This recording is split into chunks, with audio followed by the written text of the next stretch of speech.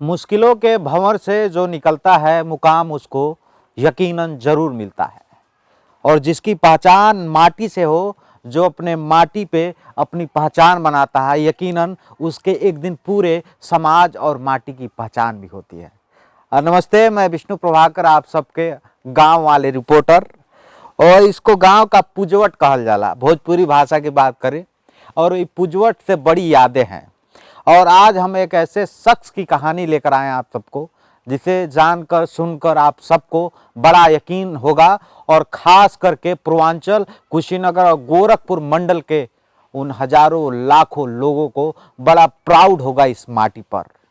पहले बता दें आप सबको कि प्रसिद्ध लेखक, शिक्षाविद डॉक्टर विश्वनाथ प्रसाद तिवारी, जिनको भारत का सर्वोच्च नागरिक सम्मान पद्मश्री राष्ट्रपति द्वारा दिया गया, और यह कहीं ना कहीं हमारे पूर्वांचल, कुशीनगर, देवरिया, गोरखपुर, महाराजगंज, तमाम आदि क्षेत्रों के लिए एक बड़े ही प्राउड मोमेंट वाली बात है।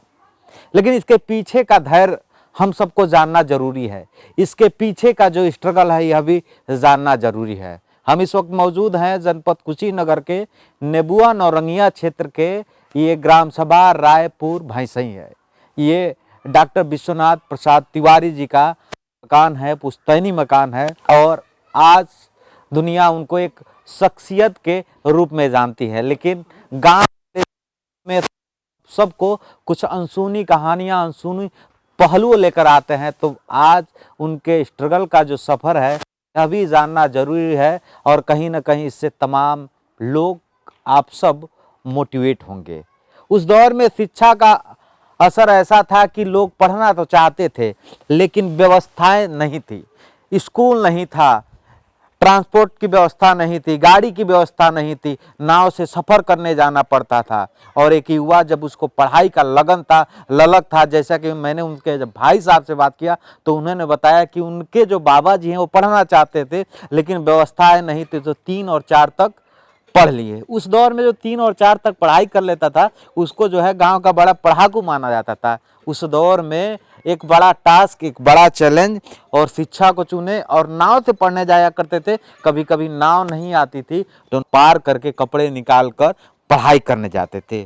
और उस दौर में कितना स्ट्रगल रहा होगा, कितनी व्यवस्थाओं की कमी रही होगी, और आज जो है उनको पद्मश्री जो सम्मान मिला है, कहीं ना कहीं प्रदेश के साथ साथ समाज सबके लिए गर्व की बात है। हमारे साथ उनके भाई जोगिंदर तिवारी जी हैं। सबसे पहले तो प्रणाम और बहुत बहुत बधाई आपके पूरे समाज को और आपको जी। कैसा लग रहा है ये मोमेंट? आज तो काफ़ी खुशी हो रही है, इसलिए कि परिवार का शीर्ष व्यक्ति अगर कहीं ऊंचा उठ रहा है, उसको सम्मान मिल रहा है, तो पूरा परिवार उससे लाभान्वित बिल्कुल होगा ही। हम लोगों को काफ़ी खुशी है। आज आप बाजार करने गए थे जब हम आए थे, हैं? लेकिन आज बाजार, ताकि आज का जो सुबह होगा बिल्कुल आपके जीवन में भी बड़ा अलग होगा। जी, बाजार में गए होंगे ताकि हमको एक मौलवी साहब मिले तो बड़ा हंस के कह रहे थे कि हमारे साथ वो डॉक्टर साहब खेलने वाले हैं। तो ये बताइए, डॉक्टर साहब का जो, ताकि आप 5 भाई हैं और शुरुआती घर की जो स्थिति थी शिक्षा को लेकर, उनका मन तो हमेशा रहा है शिक्षा के प्रति, एक दीवानगी, एक जुनून रहा है, लेकिन उस समय स्थिति क्या थी घर की, हम ये जानना चाहते हैं। घर की स्थिति, पढ़ाई का वातावरण तो था नहीं पूरे क्षेत्र में। अब डॉक्टर साहब का लगन था शुरू से ही, जुनून शुरू से। और यहाँ देवतहा एक खपड़ैल का छोटा सा विद्यालय चलता था, प्राइमरी विद्यालय, तो उसमें वो प्रारंभिक शिक्षा अपना कक्षा 5 तक पढ़ाई की है। उसके बाद बगल में एक मड़ार बिंदवलिया बरई पट्टी टोला पर जूनियर हाई स्कूल विद्यालय था, वो भी खपड़ैल का ही था। तो वहाँ जूनियर हाई स्कूल की शिक्षा प्राप्त की है। अच्छा। और बगल में हमारे यहाँ से 7-8 किलोमीटर की दूरी पर घुघली, मन बहुत छोटा मार्केट था। लेकिन वहाँ चीनी मिल के जो मालिक थे वह डीएवी नारंग कॉलेज की स्थापना किए थे, तो उसमें वो इंटर तक वहाँ पढ़ाई की है। और उसके बाद फिर गोरखपुर। गोरखपुर। जी। अच्छा, तो जीवन के सिलसिला सफ़र की शुरुआत ऐसे हुई। अच्छा, ये बताइए उस समय का कोई ऐसा वाक्य जो आपको याद हो जब आप डॉक्टर साहब अब आते हैं तो एक जीवन का एक नया अनुभव है और मुझे लगता है शिक्षा के क्षेत्र में जो तमाम हमारे दर्शक हैं जो अपने जीवन में कुछ करना चाहते हैं, आज के दौर में तमाम फैसिलिटी है, डिजिटल का दौर है, कोचिंग चाहिए तो ऑनलाइन कोचिंग भी हो जाता है, लेकिन उस दौर में पढ़ना ही बड़ा कठिन था। बहुत कठिन था, पढ़ना तो बहुत कठिन था। तो आप उस दौर को और इस दौर को कैसे देखते हैं? अब आज के दौर में तो पढ़ाई सुगमता से हो जा रही है, लेकिन पहले के दौर में पैदल 8 किलोमीटर जाकर रोज। रोज हाँ। और पढ़ाई करना जी, जी। एक बहुत ही कठिन काम था, बहुत बड़ा टास्क था। बहुत बड़ा टास्क था। अच्छा, तो ये बताइए अब जो है घर का माहौल कैसा है? परिवार का माहौल कैसा है? गाँव का माहौल कैसा है? अब बहुत परिवर्तन हुआ है, बहुत परिवर्तन हुआ है। हमारे पिताजी जब तक गांव में वो पता कराते थे अपने आदमियों से कि कोई आदमी भूखा तो नहीं सो रहा है, अच्छा। और अगर यह पता चल जाता था कि कोई आदमी अगर भूखा है तो अपने घर से अनाज वगैरह की भी व्यवस्था करते थे। और यहाँ मतलब पूरा गांव हमारे यहाँ के अनाज जाता था तब वहाँ चूल्हा जलता था, है ना? यह स्थिति थी। माने सादगी था, एक जुड़ाव था अपने जी, माटी से। जी जी। और कहीं न कहीं ये कह सकते हैं कि आज आपके इस परिवार को उन लोगों का आशीर्वाद भी मिला है। हाँ, आशीर्वाद मिला है, इसलिए आशीर्वाद मिला है कि आज तक कहीं किसी भी हमारा परिवार धीरे धीरे धीरे धीरे सारे लोग प्रगति पर हैं। डॉक्टर साहब के 2 लड़के हैं, जी। दोनों लड़के एक सेंट एंड्रयूज में लेक्चरर थे, और इस समय वो भी प्रोफेसर के पद पर हैं। जी, जी। और बहुत तेज है। अच्छा। छोटा वाला लड़का। अच्छा।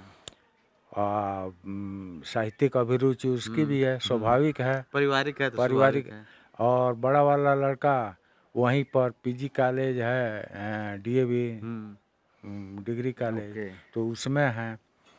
और जो डॉक्टर साहब के छोटे छोटे नाती हैं वो एमबीबीएस वगैरह में अच्छा। ओके।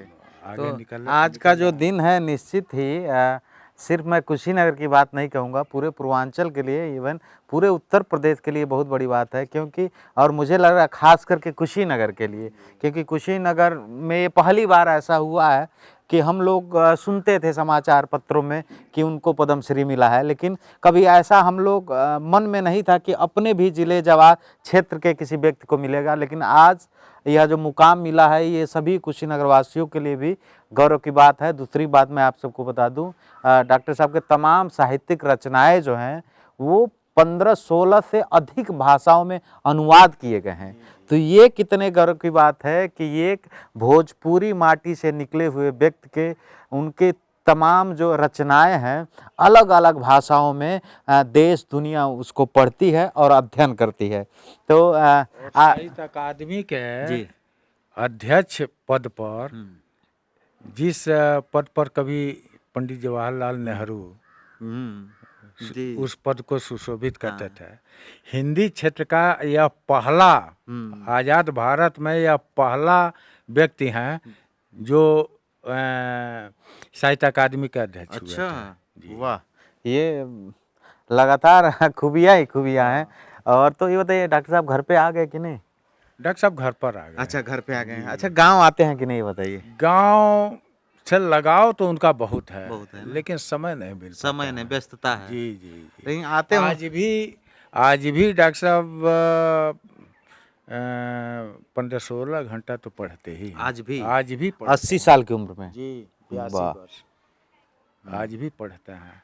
और इतना सादगी पूर्ण जीवन है कि धोती कुर्ता वो यही उनका पहनावा है। बिल्कुल स्वतंत्रता सेनानी अंदाज में दिखते हैं। जी। और गांव में आएंगे तो हम लोग कहते हैं कि मोटरसाइकिल से या किसी सवारी से मतलब चलिए, लेकिन वो पैदल ही निकल जाते हैं। पैदल ही निकले। और गांव कोशिश वो यही करते हैं कि दीपावली में हम्म। एक दिन के लिए हम गांव आ जाएं, लेकिन समय इधर 2 साल से दीपावली में भी समय नहीं मिल पा रहा है अच्छा। कि हमें। फिर भी मैंने व्यस्तता कितनी हो, लेकिन गांव कहीं ना कहीं दिल में है। हाँ हाँ, हाँ? गांव तो है, हाँ। गांव तो है। तो और उनकी कविताओं में गांव का चित्रण, गरीब का चित्रण, अच्छा। ये सब कहीं न कहीं वो, माटी की बातें जो हैं हाँ, वो हमेशा करते हैं अपने करते हैं। रचनाओं के माध्यम जी से। जी जी। जी, तो कहीं ना कहीं ये पूर्वांचल के लिए एक बड़ी बात। और हम आज ये कुशीनगर जनपद का नेबुआ नौरंगिया क्षेत्र का एक ग्राम सभा रायपुर भैंसई, ये डॉक्टर विश्वनाथ प्रसाद तिवारी जी का मकान है और जस्ट सामने पुश्तैनी मकान है। 5 भाइयों में सबसे बड़े भाई, जिनके ऊपर जिम्मेदारी जरूर रही होगी। और उस दौर में ताकि ब्राह्मण परिवार में तो एक और बड़ी जिम्मेदारी होती है कि पहले ही गांव घर के लोग कहावत कह देते हैं कि बड़कू जैसन करिए वैसन छोटकुओ करिए। तो इस जिम्मेदारी से निकल के आज इस मुकाम पे पहुँचे कि देश के सर्वोच्च सम्मान पद्म श्री सम्मान से नवाजे गए राष्ट्रपति के हाथों। और खुद देश के प्रधानमंत्री नरेंद्र मोदी मुस्कुरा के जब ताली बजा रहे थे, इनके सामने हाथ जोड़ लिए, तो कहीं ना कहीं ये कुशीनगर के लोगों के लिए, पूर्वांचल के लोगों के लिए बहुत बड़ी बात है और ये स्वाभिमान है, सम्मान है कुशीनगर का। तो आज का ये वीडियो खास सीरीज़ आप सबको कैसा लगा कमेंट करके ज़रूर बताइएगा। गांव वाले रिपोर्टर का आप सबको नमस्कार।